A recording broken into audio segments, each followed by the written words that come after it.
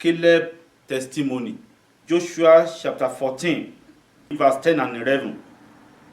Now then, just as the Lord promised, he has kept me alive for 45 years, since the time he said to Moses, while Israel moved about in the desert. So here I am today, 85 years old. I am still as strong today as the day Moses sent me out. I am just vigorous to go out to the battle now as I was then. Caleb was be able to testify in that passage. He said, now then, just as the Lord has promised, the Lord God has promised to keep you in going out and coming in, to protect you from all evils, and he has been faithful to this. Can't you raise up your voice and say, Lord, I thank you. I appreciate you for your faithfulness. I appreciate you for your faithfulness. I thank you for these testimonies of your faithfulness. I appreciate you. Caleb testified that the Lord has kept him alive. If truly you believe that it is the Lord that has kept you alive, appreciate him. Raise up your voice and say, Lord, I thank you for keeping me alive up to today. In Jesus' unfailing name, we have given thanks. Amen. That mercy of God always forgive wrong. Always forgive wrong. That is why Caleb and others are able to get to this promised land. Ask God, everlasting Father, your mercy that forgive wrong, let it speak for me today over all the wrong that I've done. Have mercy on me. Pray that prayer in the name of Jesus. Say, Lord God, your mercy that forgives, let it speak for me today. In the mighty name of Jesus, let your mercy forgive me, overlook, and erase all my wrongdoings. In the mighty name of Jesus. In Jesus' unfailing name, we have prayed. Amen.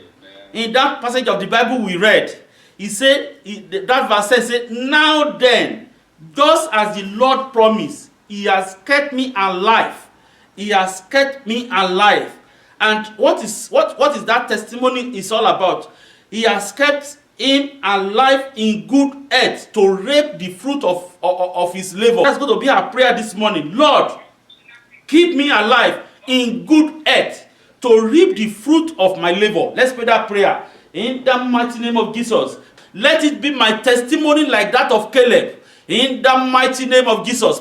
Since the day Caleb visited the land of Canaan, he has been desiring that one day this promise will come to pass in my life. That was why he said that just as the Lord promised, he desired the fulfillment of that promise. And that's going to be our next prayer.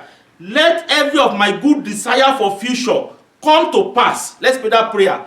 Oh Lord, let every of my good desire for future, let them come to pass in my present. In the mighty name of Jesus. Open your mouth and pray that prayer. In Jesus' name. Pray it in Jesus' name. Say, Lord God, let every of my good desires, every good desire of mine for future, let them come to pass, oh Lord. Let them come to pass. Either on your family, you have one desire for your family for future. You have one desire for your children for future. You have one desire concerning your job for future. You have your one desire concerning even your ministry for future. Whatever is your good desire for future, ask God, everlasting Father, let every of my good desires for future come to pass, like in the life of Caleb. In the mighty name of Jesus, pray that God does make things fall in place for Caleb. Even when there was difficulties, God give him the strength even to conquer. And that's going to be our prayer.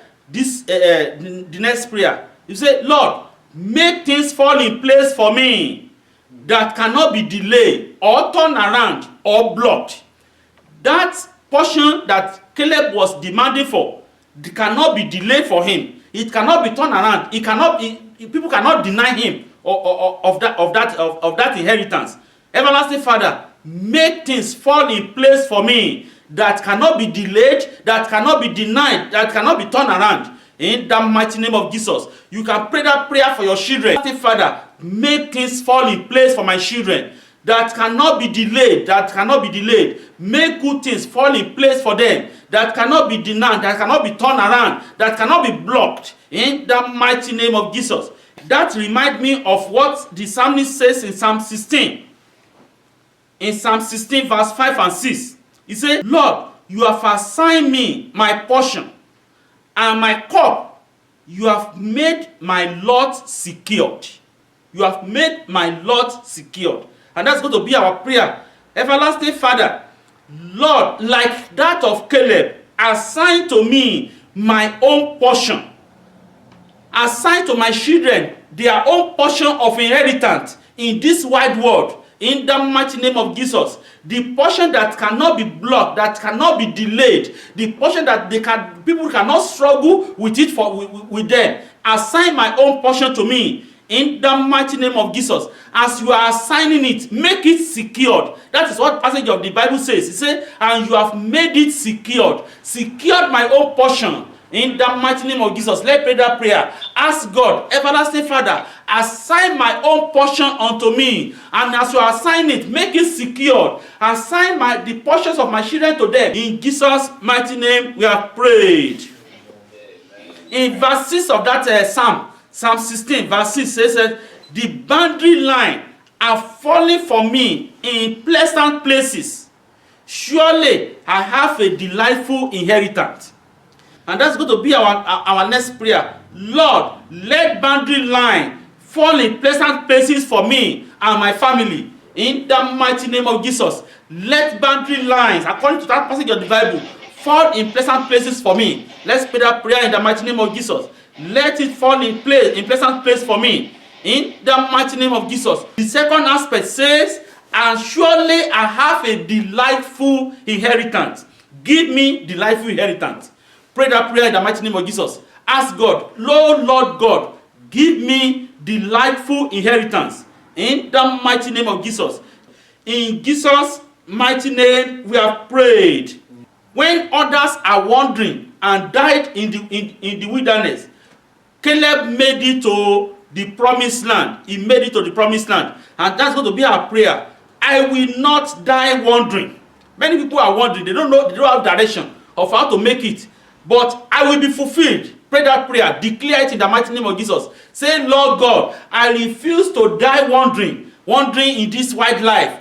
But I will be fulfilled in the mighty name of Jesus. In Jesus' mighty name, we have prayed. What helped Caleb is what we have in that verse 9 of that Joshua chapter 14. And because you have followed the Lord God wholeheartedly, help me to follow you wholeheartedly. Pray that prayer as individual. That is individual decision, individual commitment. Everlasting Father, help me, O Lord. Help me, O Lord God, to follow you wholeheartedly. In the mighty name of Jesus. In Jesus' mighty name, we have prayed.